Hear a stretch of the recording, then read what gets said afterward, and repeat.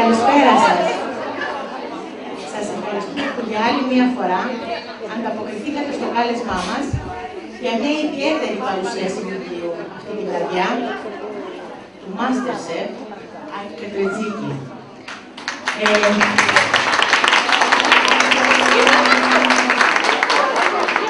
Στην διαβολική τολμά να κάνετε τέτοιου είδους παρουσιάσεις, γιατί όπως λέει και στο οπισθόφυλλο του βιβλίου του, ο κ. Πετρετζίκης θέλει να μας μεταφέρει τη φιλοσοφία του ως σεφ και την επιθυμία του να μας μεταδώσει τις αγαπημένες νοστιμιές και στις συνταγές του. Ευχαριστούμε πολύ τις εκδόσεις Ψυχολιός που εκδίδεται αυτό το πολύ ωραίο βιβλίο.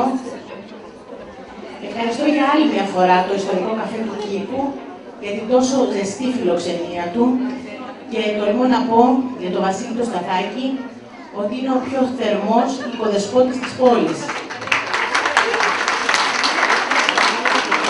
Σας ευχαριστώ πολύ που ήρθατε. Απολαύστε λοιπόν τον Άκη. Αλλά πρώτα θα περάσουμε στο Βασίλη, νομίζω. Δεν ξέρω το πρωτόκολλο που στρέφει.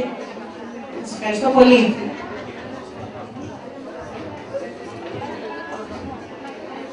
Κυρίες και κύριοι, καλησπέρα και από μένα για άλλη μια φορά σε αυτόν τον ιστορικό χώρο που έχουμε την τύχη και τη χαρά να φιλοξενούμε, θα έλεγα, το νεότερο και αυτή τη φορά το νεότερο και πιο ταλαντούχο σεφ που υπάρχει στη χώρα μας αυτή τη στιγμή. Να ευχαριστήσω για την παρουσία σας όλους, καθώς και τους κυρίους αντιδημάρχους που βρίσκονται και μας τιμούν στην εκδήλωση. Να πω ότι ιστορικό καφέ δεν λέγεται ένας χώρος, ένα καφέ μόνο από την παλαιότητά του, εξαιτίας της παλαιότητάς του. Ιστορικό καφέ είναι γιατί γινόταν και συνεχίζουν να γίνονται πολιτιστικά δρόμενα. Η παλαιότητα σίγουρα παίζει ρόλο, η συνεχή λειτουργία του, όμως για μένα το καθοριστικό είναι τα πολιτιστικά δρόμενα που συμβαίνουν στον χώρο και νομίζω ότι κατ' επέκταση κάνουν καλό και στον τόπο.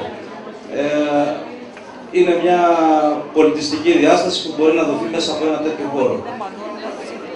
Οι γαστρονομικές εκδηλώσεις στον χώρο αυτό, όπως και τα αφιερώματα στους συνθέτες ή οι παρουσιάσεις βιβλίων γενικότερα,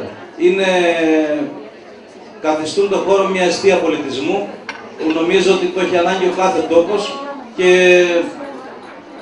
μία από αυτές τις εκδηλώσεις είναι και η απόψινή και επειδή τίποτα δεν γίνεται τυχαία, λόγω της δικής σας επισκεψιμότητας και υποστήριξης είναι μία από τις καλύτερες εκδηλώσεις που έχουν γίνει στον χώρο και η απόψινή.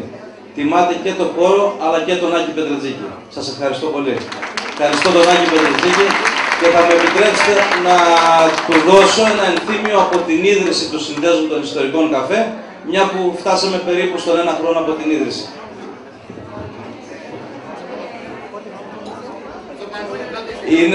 Είναι το έμβλημα του Συνδέσμου που είναι το ρολόι της πόλης μας και βέβαια, ναι.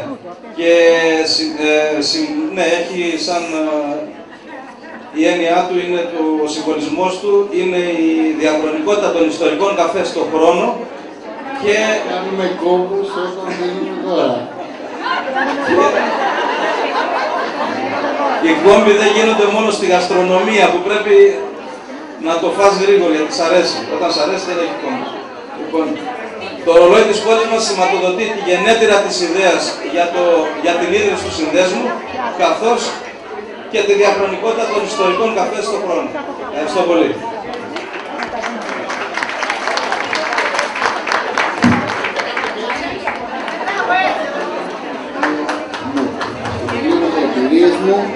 Αυτό που βγαίνει, αυτό που θέλω να δω στο τέλος να ανοίξει το βιβλίο. Δεν θέλω να ανοίξει το βιβλίο και να δω άμα με βγάλαν έτσι όπως είμαι εγώ. Θέλω να ανοίξει το βιβλίο, να είμαι σίγουρος ότι όλα που είναι στα χέρια μου, αυτό είναι το βιβλίο μου, αυτός είμαι εγώ.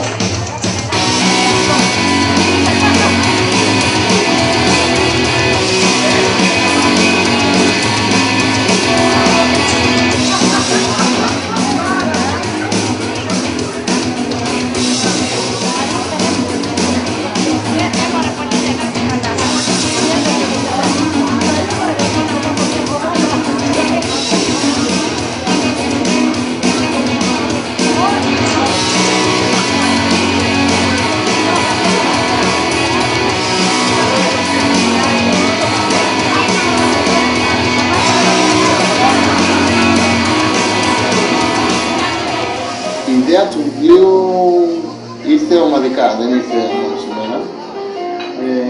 Είναι ουσιαστικά μια παρακαταθήκη όλης της δουλειάς που έχουμε κάνει τα τελευταία 4-5 χρόνια μαζί με τα παιδιά και όλης της δουλειάς που έχουμε κάνει τα τελευταία 10 χρόνια στη δουλειά. Πρώτα απ' όλα θέλω να ευχαριστήσω τον Δημήτρη και τον Κούπαλο. Ο Δημήτρης είναι το πρόσωπο που πρώτα απευθύνθηκα η βιβλία. Γιατί ήθελα να κάνω βιβλίο με αυτόν και πήγα να κάνω βιβλίο με αυτόν και με βιβλιογράφο. Αυτό συνέχεια μου πρότεινε την Easy Building, το Δημήτρη και την Έφη, που είναι η εταιρεία ουσιαστικά στο δημιουργικό κομμάτι που φτιάχνει αυτό το σύστημα. Και νομίζω ότι πια γίνανε ανθρώποι για όχι φίλοι, σαν δικούς μας ανθρώπους. Νομίζω ο Δημήτρης και η Easy Building είναι αυτοί που είναι για προσωπικές σημαίες. Αυτό της θέλω. Είναι μια ζωή που δεν είναι φίλοι. Και μόνο που κάνει ένα καφέ ή χώρο που πάμε να πούμε όλα στα μάτια. Νομίζω ότι θα βγαίνουν και ορισμένοι, γιατί είμαστε στην Ελλάδα από αυτόν τον άλλον και βγαίνουν κάτι πολύ ωραία. Πήρα ένα φορά που συνεχάζω. Τρομερός χαρακτήρας, πολύ παιχνιδιάρικος χαρακτήρας. Κέρδισε να είσαι μαζί του, γιατί είναι λίγο απρόβλεπτος συνάδελφος. Έχει μια τρέλα που την περνάει και αυτή μέσα στο φαγητό. Είναι καταπληκτικές μεταβλίες. Και φυσικά και σε όλα τα παιδιά που υπάρχουν στην παιδιά του Μάνα. Η Τίνα με τους συνεργάτες της, ο Δημήτρης με τους συνεργάτες του, η Visibility βέβαια μόνο τα παιδιά μέσα. Και τελικά το πράγμα είναι η ομάδα. Ήθελα να ξεκινήσω με το Γιάννη. Ο Γιάννης είναι ο μπαμπάς μου. Ο Γιάννης είναι μια πρόσφατα που δεν μπορώ να προσφέρω. Αυτό μπορώ πολλούς άλλους, αλλά ο Γιάννης είναι πολύ ιδιαίτερο μέσα μου. Συνεχίσω με το Γιώργο. Ο Γιώργος είναι εξίσου θα είναι ο μόνος άνθρωπος που παραμορφεί παρόλο που ξέρω ότι θα δείξει να μικρό την εργασία του και στα πόλη που θα βάλει το κόντο και δεν θα ήθελα ποτέ να το χάσω. Αλλά νομίζω ότι και αυτό δείχνει το πόσο πολύ ξέρουμε τον Γιώργο στον Γιώργο και το πόσο ξέρει αυτόν και να συνεχίσουμε την κοινή ζωή.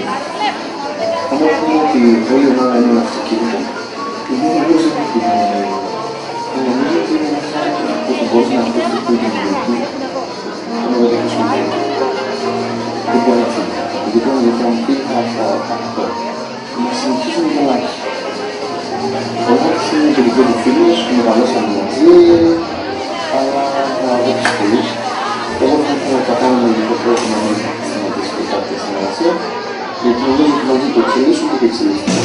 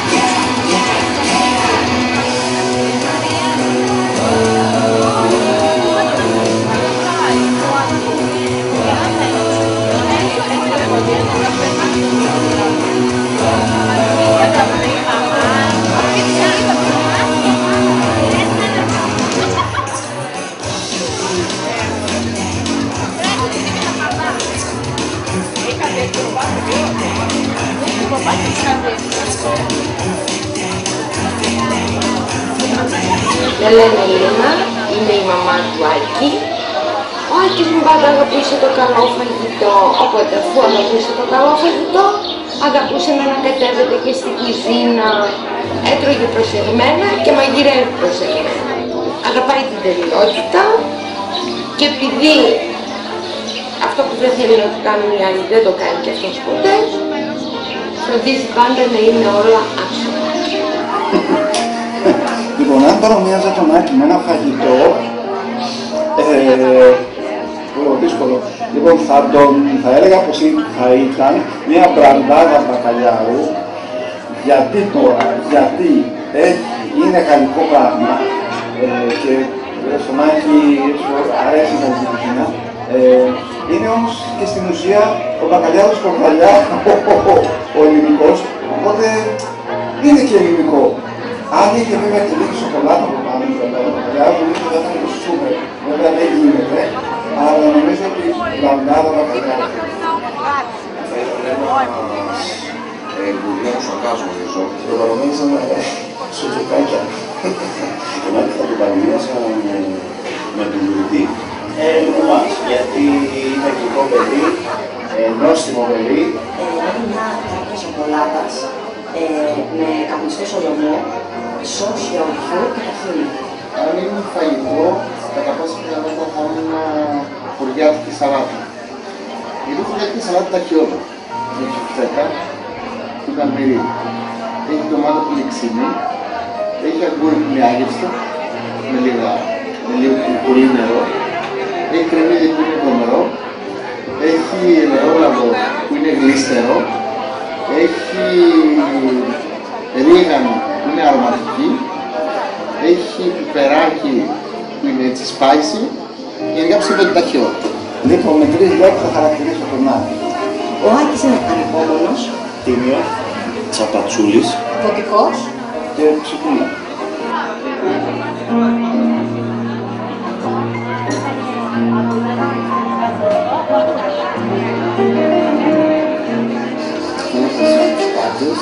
Αυτό που θέλουμε όλοι να κάνουμε είναι να κάνουμε ένα βιβλίο που ακόμα και να μην γίνει bestseller θα είναι στη βιβλιοθήκη του καθενός και θα χαίρεται κάθε κομμάτι της σελίδας του, την πρώτη σελίδα μέχρι την τελευταία, έτσι, πόσο δουλειά και πόσο πάθος έχουν δώσει όλοι για αυτό που κάνουν.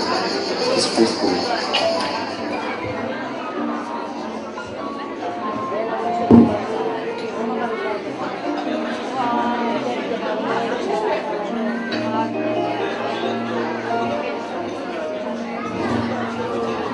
Μιλάω. Λοιπόν, καλησπέρα σας. Ακούγομαι. Καλησπέρα σας. Να κάνουμε λίγο ησυχία.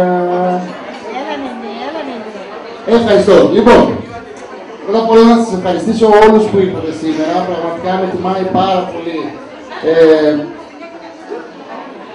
Τελείωσε η οθόνη, τώρα μιλάμε. Λοιπόν, πρώτα απ' όλα θέλω να σας ευχαριστήσω όλους που ήρθατε. Πραγματικά με τιμά πάρα πολύ το ότι βλέπω ότι τόσος κόσμος ήρθε, γιατί σήμερα θέλουμε να παρουσιάσουμε το βιβλίο μας στη Χανιά. Να σας πω ότι από τότε που βγήκε το βιβλίο εδώ και 3-4 μήνες δεν έχω κάνει καθόλου παρουσίαση εκτός από Θεσσαλονίκη και Αθήνα, που ήταν αναγκαστικά έπρεπε να κάνω. Το πρώτο καιρό που βγήκε είμαι από Θεσσαλονίκη, στην Αθήνα είναι η δουλειά μου, οπότε αναγκαστικά έπρεπε να κάνω. Οπότε ουσιαστικά η πρώτη εξόρμηση που κάνω για να κάνω παρουσίαση του βιβλίου είναι τώρα, είναι η πρώτη μου εξόρμηση. Και ήταν δική μου απόφαση, σαν πρώτη εξόρμηση, πάει πολύ το μικρόφωνο. Σαν πρώτη εξόρμηση να είναι η Κρήτη, γιατί η Κρήτη για μένα είναι ένας πολύ σημαντικός τόπος. Έχω ζήσει 1,5 χρόνο εδώ πέρα, από τη ζωή μου. Έχω κάνει 6 μήνες στο Ηράκλειο και 9 μήνες στον Άγιο Νικόλαο. Όταν ήμουν 20 χρονών δούλευα σε ένα ξενοδοχείο του Σεν Νίκολας Μπέι, στον Άγιο Νικόλαο, δεν ξέρω αν το γνωρίζετε. Και όταν ήρθα στην Κρήτη πρώτη φορά για να δουλέψω, είπα ότι κατά πάσα πιθανότητα θα αφήσω στη Θεσσαλονίκη και μετά από 5-10 χρόνια, όταν θα έχω έτσι εμπειρία στο θέμα μαγειρικής, κατά πάσα πιθανότητα θα καταλήξω στην Κρήτη να κάνω οικογένεια και παιδάκια και να ζήσω εδώ, έτσι νόμιζα. Οπότε η Κρήτη είναι πάρα πολύ αγαπητή από εμένα, γι' αυτό και διαλέξαμε σαν πρώτη επιλογή, σαν πρώτη εξόρμηση, η Κρήτη να είναι για να παρουσιάσω το βιβλίο μου. Λοιπόν, δεν είχατε τη δυνατότητα να παρακολουθήσετε το βίντεο, είναι κάτι πολύ σημαντικό. Αν και είναι μικρό, ήταν μόνο 10 λεπτά, να σας πω ότι αυτό το βίντεο έγινε σε διάρκεια 2 χρόνων, όσο έγινε και το βιβλίο μου. Εδώ και 5 χρόνια είμαι στην τηλεόραση. Να πούμε τα πράγματα με το όνομά του, η περίπτωση που δεν ήμουν στην τηλεόραση ήταν σχεδόν αδύνατο να βγάλω ένα βιβλίο.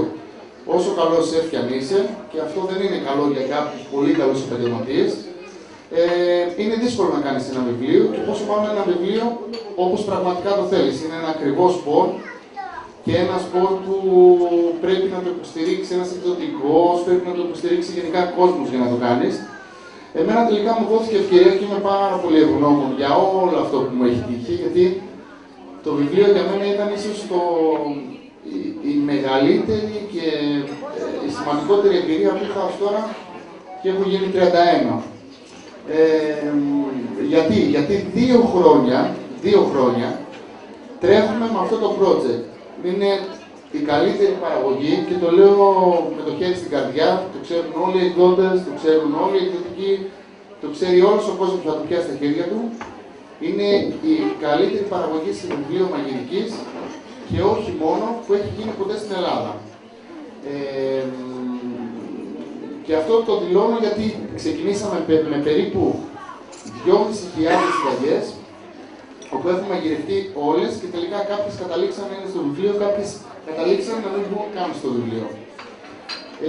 Και τώρα λίγο να σας μιλήσω για το πώς δουλεύω και το πώς δουλεύουμε γενικά για το βιβλίο. Και μετά θα περάσω στο βιβλίο. Στην Αθήνα έχω ένα χώρο που λέγεται Kitchen Lab, όπου σε αυτό το χώρο δουλεύουμε πάρα πολλά άτομα. Είμαστε 12 εσωτερικοί συνεργάτες και 4-5 εξωτερικοί συνεργάτες και όλοι αυτοί είναι η ομάδα μου. Όποιος άνθρωπος πει στη ζωή του ότι έχει πετύχει, έχει κάνει πράγματα και τα έχει κάνει γιατί είναι ικανός ή γιατί είναι ο super duper, λέει ψέματα. Για να πετύχεις πράγματα στη ζωή σου πρέπει να έχεις καλούς συνεργάτες, γιατί αλλιώς δεν μπορείς να κάνεις τίποτα. Και αυτό συμβαίνει με εμένα. Είμαι πάρα πολύ τυχερός γιατί οι συνεργάτες μου είναι οικογένεια. Είναι άνθρωποι που πραγματικά δουλεύουν από το πρωί μέχρι το βράδυ για να φαίνεται ο Άκης στη τηλεόραση και όχι μόνο ότι είναι πάρα πολύ καλός στη δουλειά του. Εμένα αυτό με ξεπερνάει, γιατί δεν ξέρω κατά πόσο θα μπορούσα να είμαι βοηθητικός, όπως έχω κάποιους σεφ που είναι βοηθητικοί ουσιαστικά, δεν φαίνονται πουθενά, και όλη τη μέρα δουλεύουν για να φαίνομαι εγώ σαν super μάγειρας. Οπότε τους ευχαριστώ πάρα πολύ, δεν είναι εδώ, αλλά όπου και πηγαίνω με τον τρόπο μου και εγώ προσπαθώ να τους ευχαριστήσω, γιατί ακόμα και τώρα που μιλάμε, αυτή είναι πίσω στην Αθήνα και δουλεύουν για εμένα. Ο μόνος άνθρωπος που βρίσκεται εδώ πέρα είναι η Mary Rose, εδώ πέρα μπροστά η κυρία, που σηκώνει το χέρι. Η Mary Rose είναι το τιμόνι της επιχείρησης, το τιμόνι όλης της ομάδας, αυτή που μας οργανώνει, αυτή που μας φτιάχνει, αυτή που όλο αυτό το πράγμα το κάνει να δουλεύει. Λοιπόν, να σας πω πώς δουλεύω γενικά. Θα ξεκινήσω 5 χρόνια πριν, όταν είχε τελειώσει το παιχνίδι και όταν τελικά είχα πάει στο πρωινό.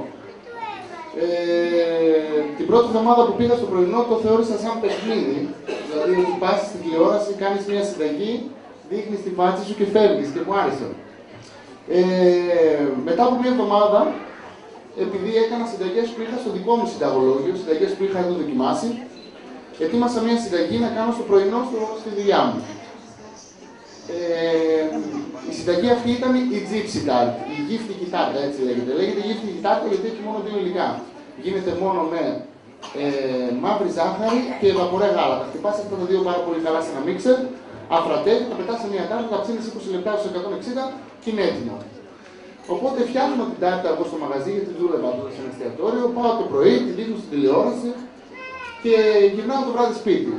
Ανοίγω τον υπολογιστή μου και βλέπω στο Facebook τουλάχιστον 50 ανθρώπους να μου έχουν ρίξει ό,τι χειρότερο υπάρχει σε βρισκές και το ίδιο, καταλαβαίνετε. Όλοι μου λέγανε ότι δοκιμάσαν τη συνταγή και δεν τους βγήκε. Και πραγματικά ήταν η πρώτη φορά που συνειδητοποίησα το πόσο σημαντική είναι η δουλειά αυτή που κάνω στην τηλεόραση και ότι δεν είναι αυτό που τελικά νόμιζα πως είναι. Οπότε ήταν αργά, ήταν 12 ώρα το βράδυ, είχα τον κυρά μου από πάνω, έμενε στον 4ο, η Ντέμπι ήταν Αμερικάνο. Είναι Αμερικάνο, δεν έχει πεθάνει. Είναι Αμερικάνο και την παίρνω τηλέφωνο, της λέω Ντέμπι, σε παρακαλώ ένα λίγο. Της λέω πάρτε τη συνταγή και φτιάξτε την. Την παίρνει η Ντέμπι πάνω στο σπίτι της, 12 η ώρα το βράδυ και έχουμε κάτω. Και περιμένω να το φτιάξει. Πάει μία μισή ώρα, φέρνει την τάρτα και τελικά η τάρτα δεν είχε γίνει. Γιατί όμως? Γιατί η Ντέμπι στο σπίτι της είχε το μιξεράκι που έχουν συνήθως όλες οι νοικοκυρές. Αυτό με τα 2 τα σειρματάκια, μπράβο. Η Ντέμπι είχε το φούρνο που έχουν όλες οι νοικοκυρές, όχι το φούρνο που είχα εγώ στο μαγαζί, το επαγγελματικό, το ηλεκτροθερμικό, ούτε το μίξερ το επαγγελματικό. Οπότε συνειδητοποίησα ότι από εδώ και πέρα δεν πρέπει όταν δοκιμάζουν συνταγές και όταν ετοιμάζουν συνταγές για να δείξουν τηλεόραση να τις φτιάχνουν επαγγελματικό εξοπλισμό. Πρέπει οπωσδήποτε να χρησιμοποιούν εξοπλισμό που έχουν όλες οι γυναίκες στο σπίτι τους. Την επόμενη μέρα προσέλαβα την Τέμπη. Ήταν ο πρώτος μου υπάλληλος. Όπου δεν δούλευε στο μαγαζί, δούλευε σπίτι μου στην αρχή.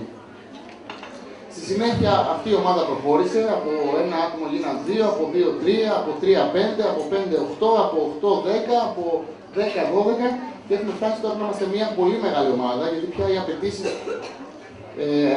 στο πρόσωπό μου για συνταγολόγιο και για όλες αυτές τις δουλειές είναι πάρα πολύ μεγάλες. Συνήθως έχω καθημερινά να δώσω από 5 έως 8 συνταγές, μαζί με την τηλεόραση και τα περιοδικά και όλα αυτά που δίνω. Οπότε καταλαβαίνετε το πόσο υπεύθυνη θέση είναι αυτή. Υποσχέθηκα από εκείνη την ημέρα ότι ποτέ μα ποτέ δεν θα κάνω μια συνταγή οπουδήποτε ή θα δώσω μια συνταγή όπου δεν θα υπάρχει περίπτωση κάποιος να μην την πετύχει. Γι' αυτό το λόγο να σας πω πώς δουλεύω στην ομάδα, πώς δουλεύω στο εργαστήριο. Κάθε μέρα αφήνω συνταγές στα παιδιά για να ετοιμάσουν. Μάλλον κάθε εβδομάδα, βγάζω όλες τις συνταγές της εβδομάδας. Κάθε μέρα το βράδυ, αφού φύγουν τα παιδιά, χωρίς να συναναστρέφουμε καθόλου μαζί τους, έχουν ετοιμάσει όλα τα φαγητά που έχουμε ετοιμάσει, γιατί κάθε μέρα ετοιμάζουμε από 20, 30 έως και 40 συνταγές. Πηγαίνω και τις δοκιμάζω όλες μία προς μία.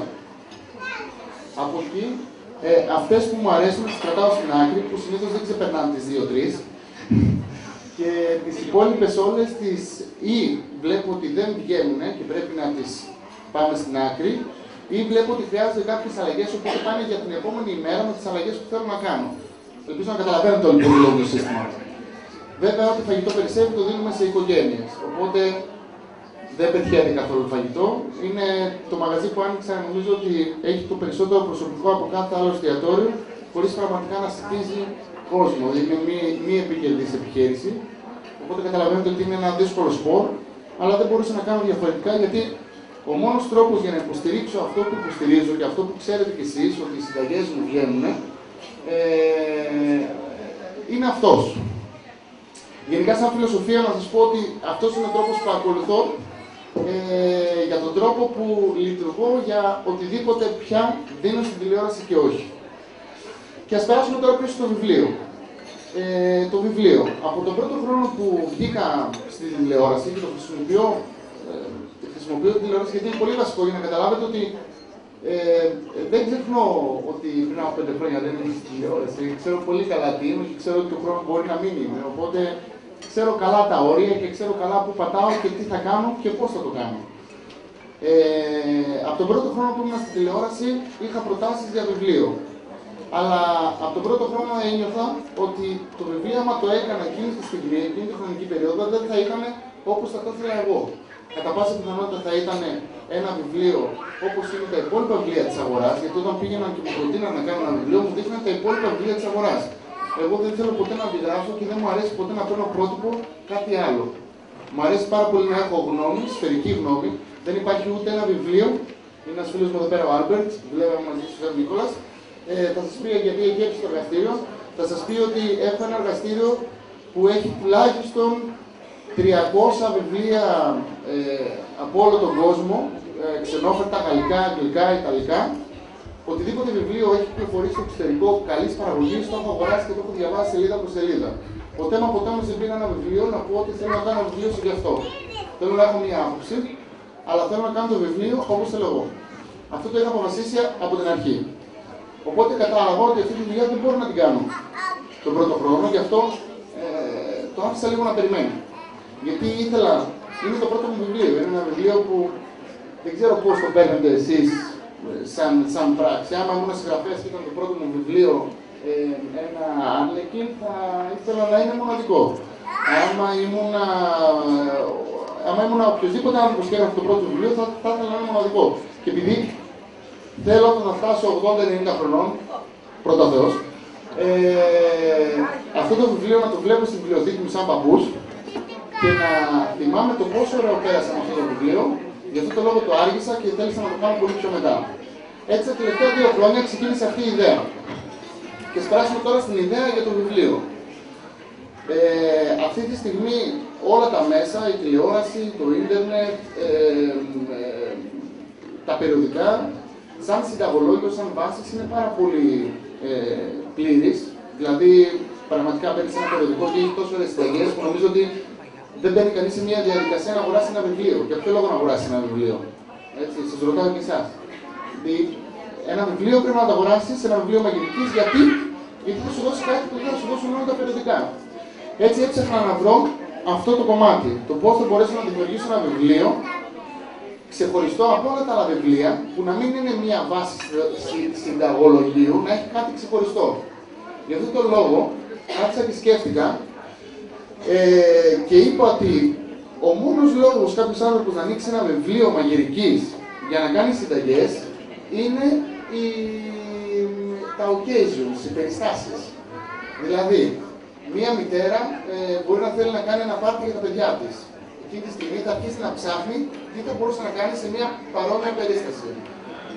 Ένας τυπάκος καλεί τους φίλους του να δουν ένα μάτι ποδοσφαίρου. Οπότε θα ήθελε να ανοίξει ένα βιβλίο και να δει τι μπορεί να κάνει για τους φίλους του σε αυτή την περίσταση.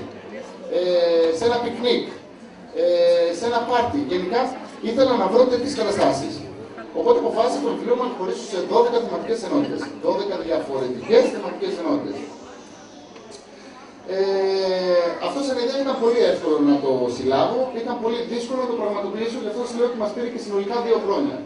Τα λεφτά που φύγανε είναι εξαψήφια, οπότε καταλαβαίνετε πόσο δύσκολο έργο είναι, γιατί θέλει 12 φορές διαφορετικές να φύγουμε σε διαφορετικό προορισμό. Το 30% των φωτογραφιών που έχει γίνει στο βιβλίο έχει γίνει στο εξωτερικό, έχει γίνει στην Αγγλία, γιατί έχω ζήσει στην Αγγλία. Μαγειρικά τουλάχιστον έχω μεγαλώσει στο Λονδίνο, αν και η βάση μου ήταν στην Ελλάδα, νομίζω ότι εξελίχθηκα πάρα πολύ στο εξωτερικό. Και ίσως γιατί απογαλακτίστηκα τελείως από τους φίλους μου, από τις παρέες, από τις εξόδους. Οπότε στο εξωτερικό το μόνο που σκεφτόμουν ήταν η δουλειά. Όχι γιατί πήγα στο εξωτερικό και ήταν καλύτεροι οι ξένοι από τους Έλληνες.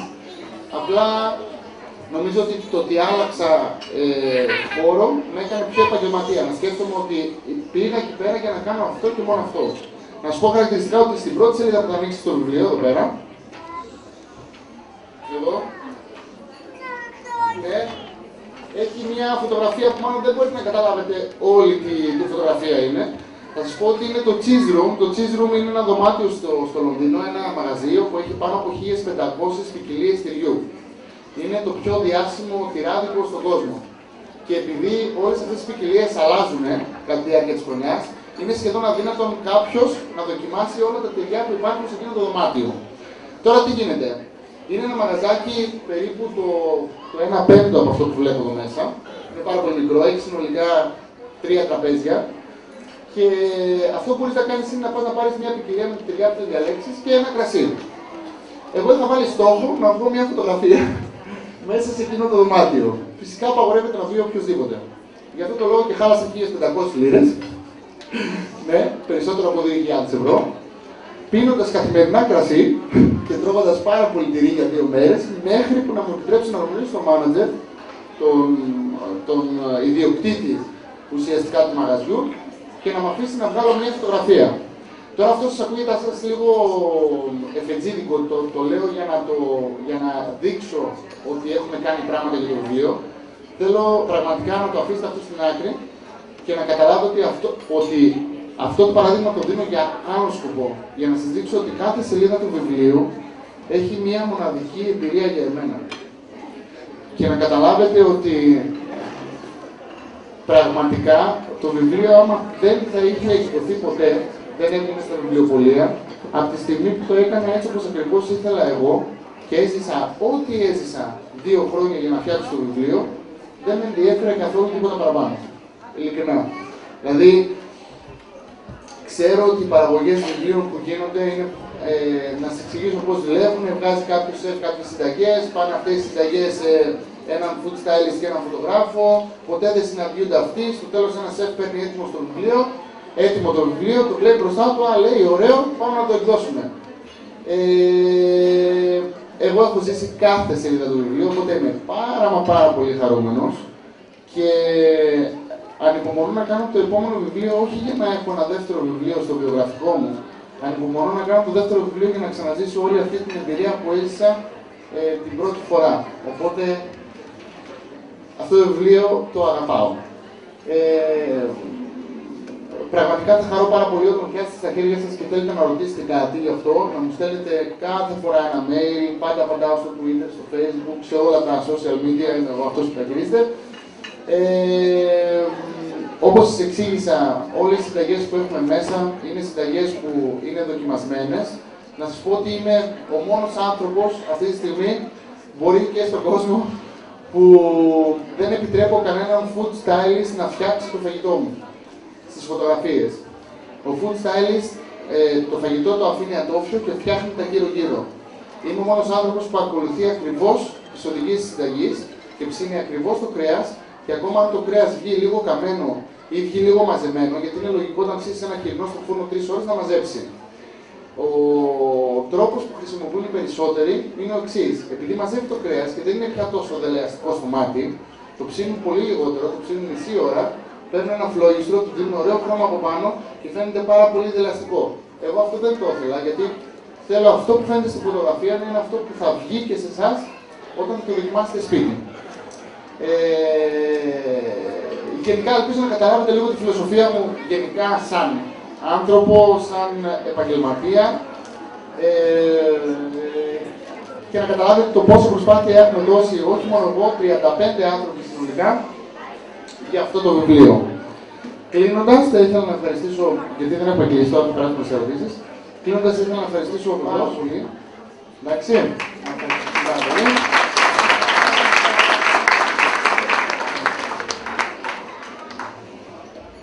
Και την βιβλιοεμπορική Στέλιος Ηλιάκης. Ευχαριστώ πάρα πολύ. Μας φιλοξένησε. Λοιπόν, τώρα θέλω πάρα πολύ προσεκτικά να μου κάνετε ό,τι ερωτήσεις θα θέλετε να μου κάνετε πραγματικά, εκτός από προσωπικές. Ειλικρινά θα κάτσω, θα είμαι επιμονετικός, θα απαντήσω στον καθένα, εφόσον είναι ναι. Μετά θα περάσουμε, θα γράψουμε τα βιβλία, θα βρούμε φωτογραφίες, θα περάσουμε ωραία. Ήρθα για να κάτσω, ήρθα για να περάσω χρόνο μαζί σας. Οπότε, λίγο υπομονή τώρα για τις υπογραφές και τις φωτογραφίες, μέχρι να κάνουμε έναν ωραίο διάλογο και ό,τι απορίες θα μπορούσατε να έχετε για τον πρόσωπό μου, σας παρακαλώ πολύ, ρωτήστε μου αρέσει πάρα πολύ να με ρωτάει ο κόσμος, θα τις απαντήσω όλες τις ερωτήσεις. Και ένα χειροκρότημα.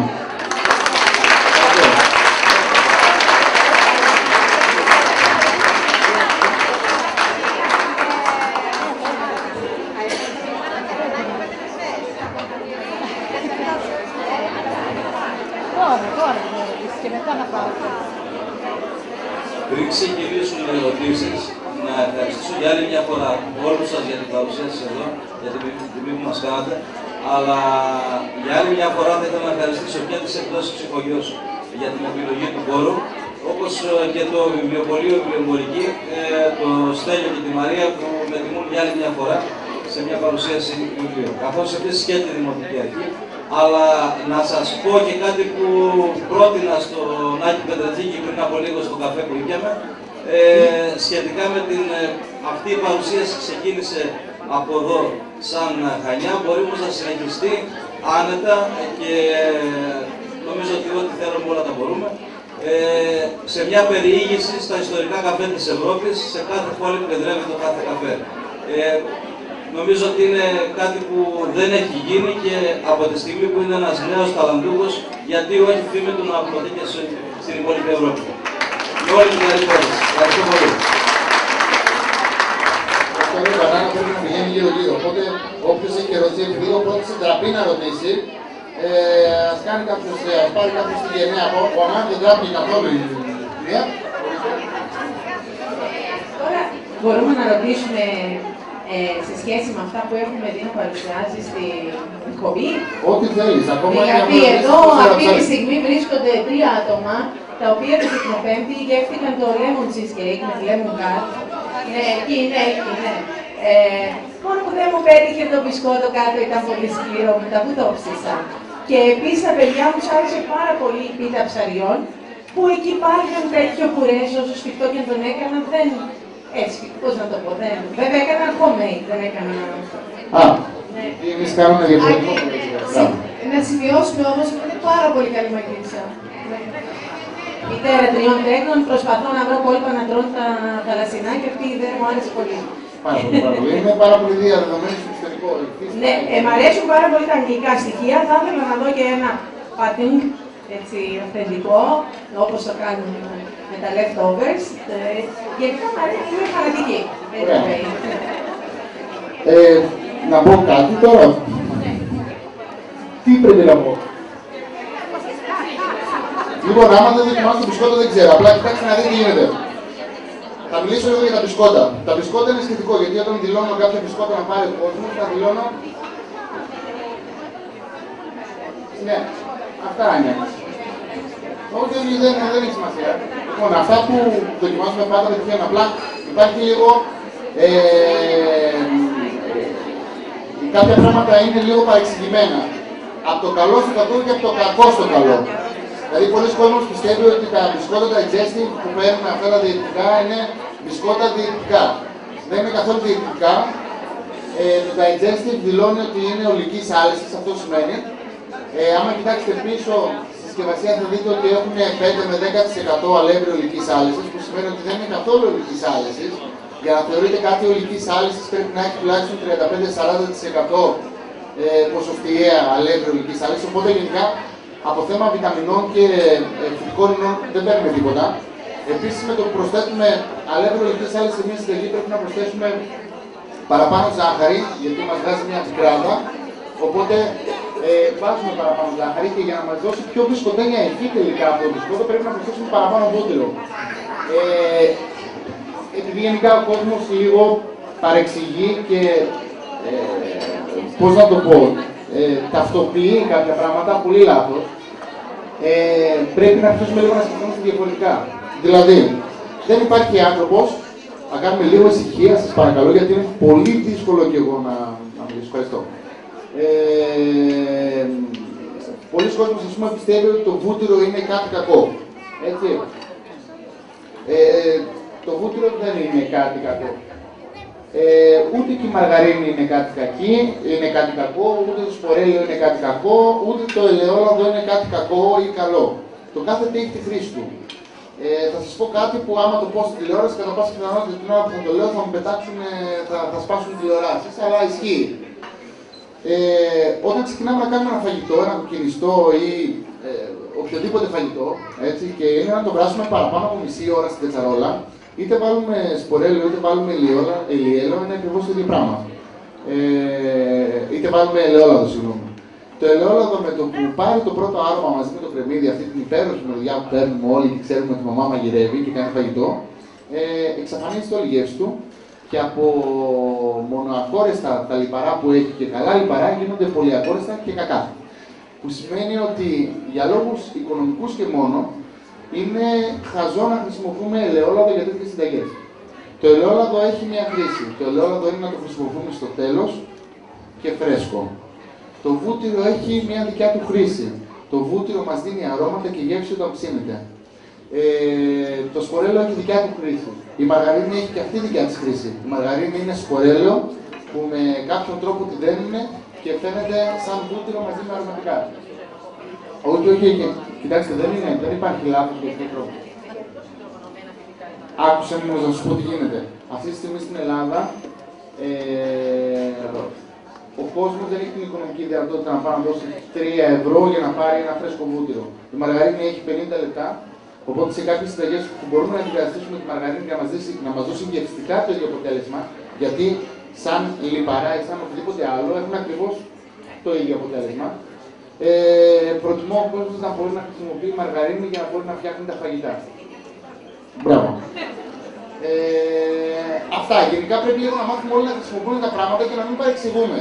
Εγώ είμαι τρελός λάτρης της μαγιονέζας. Λατρεύω τη μαγιονέζα. Είναι από τα αγαπημένα μου υλικά. Αλλά προσέξτε, άμα πάρω ένα σάντουιτς και το φάω και βγει έστω και λίγο μαγιονέζα από το σάντουιτς μέσα, θα το αφήσω το σάντουιτς στην άκρη. Δεν μου αρέσει πολύ η μαγιονέζα. Μ' αρέσει να πάρω μία κουταλιά του γλυκού μαγιονέζα και να βάλω στο ψωμί και να φάω το σάντουιτς. Όλα τα πράγματα θέλουν μέτρο και σωστή χρήση. Η κακή χρήση είναι αυτό που παρεξηγείται. Γιατί πιστεύουν όλοι ότι άμα πάρουμε ένα σάντουιτς με μεγαλοπούλα και ένα τυρί χαμηλών λιπαρών, και το ψωμί, αυτό το πράγμα είναι διαιτητικό, μας κάνει καλό. Είναι πολύ μεγάλο λάθος. Και περισσότερο κακό μας κάνει, παρακαλώ, θα προτιμούσα να φάτε μια φέτα με φυσικό βούτυρο και μαρμελάδα παρά αυτό το πράγμα. Και οι διατροφολόγοι θα σας έλεγα αυτό. Πάρα πολλοί υδατάνθρακες, πάρα πολλά λιπαρά, πάρα πολύ ψεύτικα στοιχεία μέσα στα αλλαντικά και στα τυριά κρύβονται, οπότε πρέπει λίγο να προσέχουμε. Λοιπόν, μία ερώτηση άλλη. Εσύ θα μου κάνεις ερώτηση, τι θα μου πεις δηλαδή, τι μου ρεπαπούς φοράω.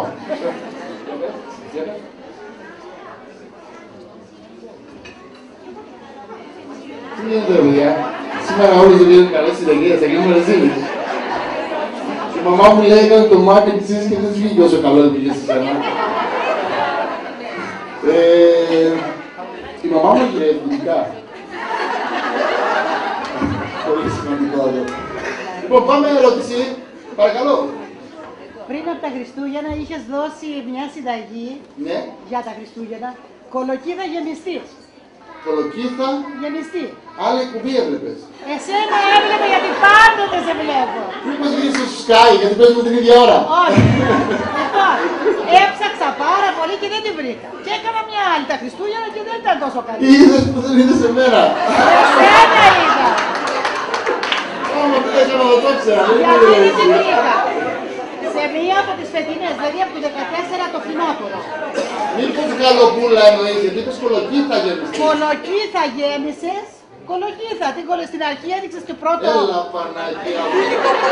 Μήπως είναι άλλο Άκη. Όχι άλλο.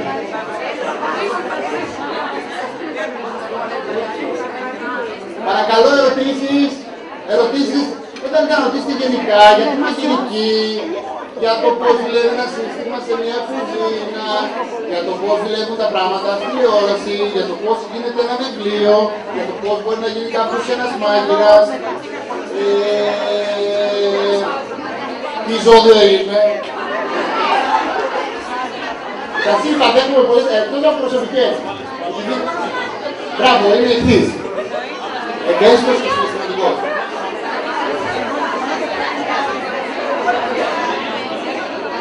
Λοιπόν, ερωτήσεις παρακαλώ. Παρακαλώ. Ωραία ερώτηση. Θα σας μαγειρέψω τι μπορώ να κάνω τώρα. Έχω μόνο νερό εδώ πέρα. Παρακαλώ ερώτηση. Είναι αδικία. Θα το μετανιώσετε και μετά θα έρχεστε και θα μου ρωτάτε και θα σας λέω δεν μπορώ να σας πατήσω γιατί θα περιμένω κόσμο. Για πείτε. Θα πούμε κανένα εδώ τώρα παιδιά. Είναι η πρώτη φορά που δεν του κάνουν ερωτήσεις. Γιατί δεν μπορώ να σταματήσω. Παρακαλώ. Παρακαλώ. Ιδανικό πρωινό. Ιδανικό πρωινό. Λοιπόν, πρώτα απ' όλα τα αυγά. Έτσι, το αυγό είναι το καλύτερο τρόφιμο μπουκάκι. Το ασπράδι του αυγού μαζί με το μπακαλιάρο είναι οι καλύτερες πρωτεΐνες που μπορούμε να βρούμε στη διατροφή μας. Ο μύθος της χολυστερίνης για το κρόκο του αυγού έχει καταρριφθεί. Ο κρόκος του αυγού ανεβάζει την καλή χολυστερίνη, οπότε ρίχνει την κακή χολυστερίνη. Γενικά, 1 με 2 αυγά μπορούμε να τρώμε κάθε μέρα. Επίσης, το κρόκος του αυγού είναι πάρα πολύ καλή πηγή ψευδαργύρου, όπου για τον άντρα είναι πάρα πολύ καλό γιατί ανεβάζει τη τεστοστερόνη. Οπότε, άμα έχει πρόβλημα με τον άντρα σας να του δίνετε ένα πουλάκι, θα βοηθήσει, πιστεύουμε.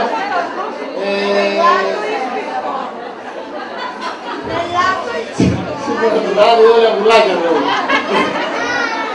Ναι, αλλά προσέξτε, το αυγό για να είναι σωστό και να μας δώσει όλα αυτά τα μέταλλα και τα χαρακτηριστικά που έχει και για να μην κάψουμε την πρωτεΐνη, γιατί η πρωτεΐνη όταν μετουσιώνεται, δηλαδή όταν αλλάζει σύσταση, αλλάζει χρώμα.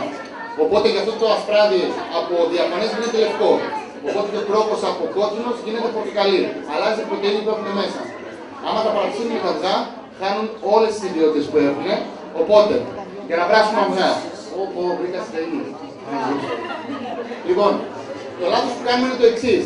Όταν λέμε ότι το αυγό, το σωστό, το τέλειο θέλει 6 λεπτά για να γίνει, γιατί 6 λεπτά θέλει, υπολογίζουμε το χρόνο που βράζει το νερό. Που σημαίνει ότι δεν παίρνουμε μία κατσαρόλα, βάζουμε μέσα τα αυγά και παίρνουμε και να κάνουμε 6 λεπτά γιατί θα είναι ομά. Για να βράσει το νερό εξαρτάται το πόσο δυνατή είναι η κουζίνα μας. Οπότε όταν βράσει το νερό, τότε αρχίζουμε να μετράμε 6 λεπτά. Ρίχνουμε αλατάκι και όλα μια χαρά. Επίσης, ποτέ δεν ρίχνουμε παγωμένα τα αυγά από το ψυγείο να τα βράσουμε γιατί σπάνε. Πάντα τα βάζουμε στη θερμοκρασία του δωματίου. Και το τρίτο κόλπο για να βράσουμε τα αυγά είναι ποτέ δεν τα πετάμε μέσα. Πάντα παίρνουμε κουτάλα και τα βάζουμε πολύ σιγά, γιατί όταν ρίχνουμε το αυγό μέσα, αν και φαίνεται ότι δεν χτυπάει, πέφτει με δύναμη στο πάτο και κάνει μια ρογμή και ανοίγει καθώς βράζει. Άρα μάθουμε να βράζουμε αυγά σήμερα. Ωραία. Παρακαλώ. Εγώ έχω 2 αγοράκια και θέλω να τους δίνω το αυγό και το κάνω... Ησυχία παρακαλώ. Ποσέ. Ορίστε. Το βράζω γιατί ξέρω το αυγό και τα λοιπά. Έχω 2 αγοράκια και θέλω να τους τα δίνω όσο γίνεται πιο... να τα παίρνω όπως είναι σωστά ομά. Και βράζω το νερό στο κατσαρολάκι, τα σπάω και είναι ποσέ. Ο μεγάλος μου γιος θέλει περισσότερο το τηγανιτό. Του αρέσει. Εγώ τώρα πώς μπορώ να του τα Πρώτα απ' όλα ένα ποσέ αυγό μπορούμε να το τηγανίσουμε. Το έχεις κάνει ποτέ? Θα πάθεις πλάκα. Δεν υπάρχει. Το ποσάρεις και το ρίχνεις κατευθείαν μέσα στη λάδι, γίνεται τραγανό γύρω-γύρω απ' έξω και μέσα μένει ο κρόκος ομό. Λοιπόν, τώρα πώς ποσάρουμε αυγά? Είναι η πρώτη παρουσίαση βιβλίου που δίνω συνταγές. Δεν έχει να μου κάνετε καθόλου ερωτήσεις. Συγχαρητήρια. Λοιπόν, θα σας πω πώς ποσάρουμε αυγά. Είναι πάλι θέμα χημείας. Χρησιμοποιούμε το ξύδι για να ποσάρουμε αυγά. Που σημαίνει ότι παίρνουμε ένα σκεύος και βάζουμε μέσα λευκό ξύδι, ξύδι από λευκό κρασί. Και σπάμε τα αυγά μέσα στο ξύδι. Όταν σπάμε το αυγό μέσα στο ξύδι, δημιουργεί μια κρούστα γύρω-γύρω, λες και τα έχουμε ψήσει, αλλά δεν τα έχουμε ψήσει. Αφήνουμε τα αυγά μέσα στο ξύδι. Παίρνουμε μια κατσαρόλα με νερό που βράζει. Όταν αρχίσει να βράζει, χαμηλώνουμε τη φωτιά, γιατί άμα βράζει πάρα πολύ δυνατά θα σπάσει τα αυγά μας. Ρίχνουμε μέσα ξύδι, πάλι λίγο ξύδι μέσα στο νερό, και παίρνουμε μια κουτάλα και κάνουμε το νερό γύρω-γύρω έτσι μέχρι να κάνει στρόφυλλο. Εντάξει, όταν κάνει αυτό εδώ το στρόφυλλο, ρίχνουμε τα αυγά μέσα που έχουμε μέσα στο ξύδι και τα αφήνουμε το νερό να τα γυρίζει. Γιατί ακολουθεί το νερό το στρόφυλλο που υπάρχει. Και ουσιαστικά καθώς τα γυρίζει, τα ψήνει, δεν τα αφήνει να κάτσουν κάτω και σε περίπου 1 με 2 λεπτά είναι έτοιμο και τα βγάζει και θα έχει τα πιο τελεία του σε αυγά. Και αυτό με το τηγάνι όπως είναι. Και μετά έτσι όπως είναι θα τις στεγνώσεις πολύ καλά, μην τα ρίξεις με νερό γιατί έχουν φύγει όλο το λάδι μέσα στην κατσαρόλα, τις στεγνώσεις πολύ καλά και τα ρίχνεις μέσα στο σπορέλο και τα τηγανίζεις. Και πες μου σε παρακαλώ, γιατί λευκό ξύδι και όχι το άλλο? Γιατί το ξύδι από κόκκινο κρασί θα κοκκινήσει τα αυγά, ένα, και το ξύδι από λευκό κρασί είναι το πιο ποιοτικό ξύδι που μπορούμε να πάρουμε. Δεν είναι τυχαίο που ένα ξύδι από λευκό κρασί, γιατί το λέει ο τίτλος του, γίνεται από κρασί. Εντάξει, ένα ξύδι από λευκό κρασί γίνεται από κρασί. Οπότε έχει 2 ευρώ, ας πούμε, το μπουκαλάκι. Υπάρχουν ξύδια στο εμπόριο που έχουν 20-30 λεπτά. Η διαδικασία είναι πάρα πολύ εύκολο. Γίνεται με πάρα πολλούς τρόπους. Ο πιο απλός τρόπος που μπορείτε να κάνετε ξύδι σπίτι είναι με μήλα. Όταν καθαρίσετε τα πράσινα μήλα, σφίτσας, φλούδες και σπόρια, τα ρίχνετε μέσα σε νερό και τα αφήνετε για περίπου 10 μέρες με 2 κουταλιές σούπα ζάχαρη. Αυτό το νερό μετά το σουρώνετε, το βάζετε σε ένα μπολάκι και τα αφήνετε για 2 με 3 μήνες στο ράφι της κουζίνας σας. Βάζουμε και ένα πανάκι ανάμεσα πριν το κλείσουμε το ξύδι, πριν κλείσουμε το βαζάκι για να μπορέσει να βγει. Και στις 3 μήνες θα έχετε ένα έτοιμο μιλόξιδο, το πιο ωραίο ξύδι που υπάρχει. Άλλο.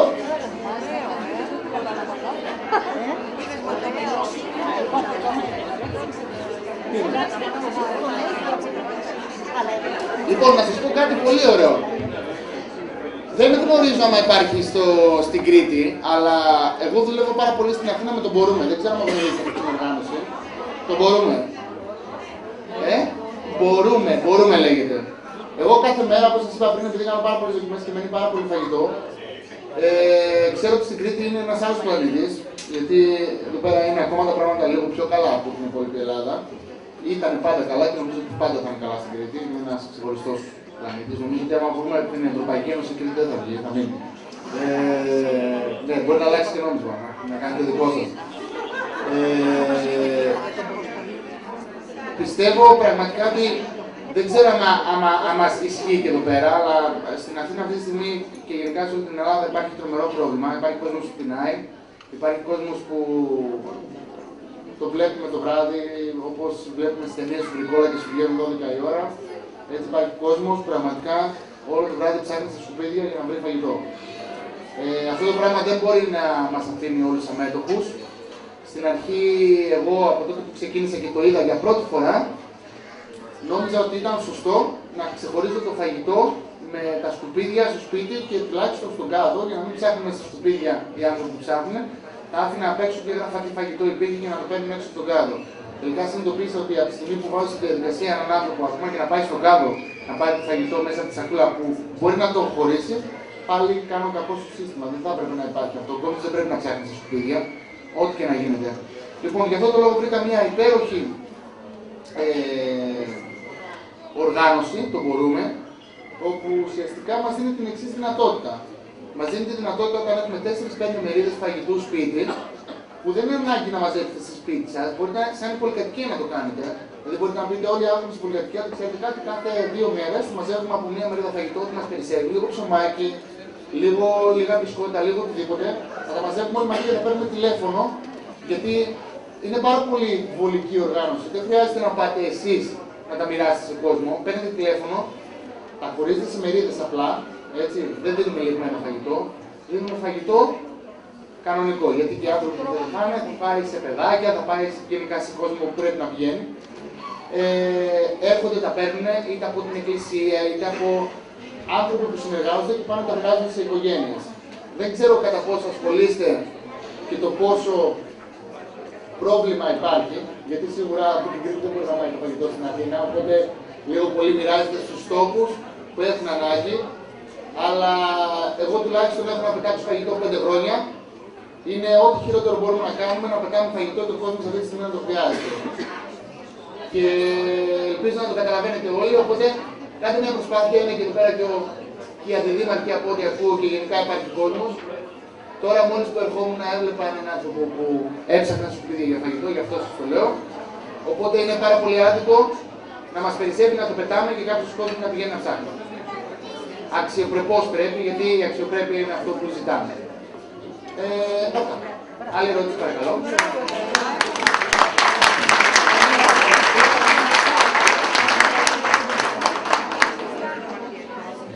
Όχι τώρα, θα το υπογράψω όλα μαζί.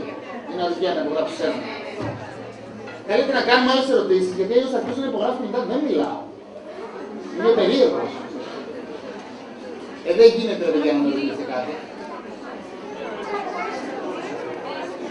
Ωραία, να ξεκινήσουμε να υπογράφουμε τότε λοιπόν.